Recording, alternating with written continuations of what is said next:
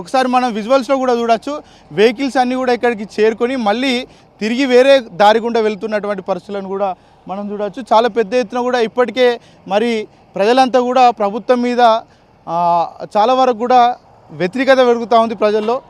ఇలాంటి పనులు చేయడం వల్ల ఇంకా పెరిగేటువంటి అవకాశాలు ఉంటాయి. ఇలాంటి పనులు మానుకొని మరి ప్రజలకు అక్కడికి వచ్చేటువంటి పనులు చేస్తే బాగుంటుందంటూ కూడా చాలామంది ప్రజలు చెప్తున్నటువంటి పరిస్థితి కనబడుతూ ఉంది.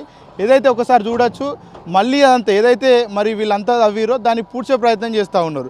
ప్రజలు ఇప్పటికే చాలా వరకు వ్యతిరేకత వచ్చింది. చాలా అర్థమైంది ప్రజలకు కూడా ఇక్కడ ఉన్నటువంటి అధికారులు ఏ విధంగా వ్యవహరిస్తూ ఉన్నారు, ఇక్కడ ఉన్నటువంటి ప్రజాప్రతినిధులు ఏ విధంగా వ్యవహరిస్తూ ఉన్నారు అనేది కూడా ఇక్కడ ప్రజల్లోకి స్పష్టమైనటువంటి మరి వాళ్ళకి తెలిసిపోయినటువంటి పరిస్థితులు కనబడుతూ ఉన్నాయి.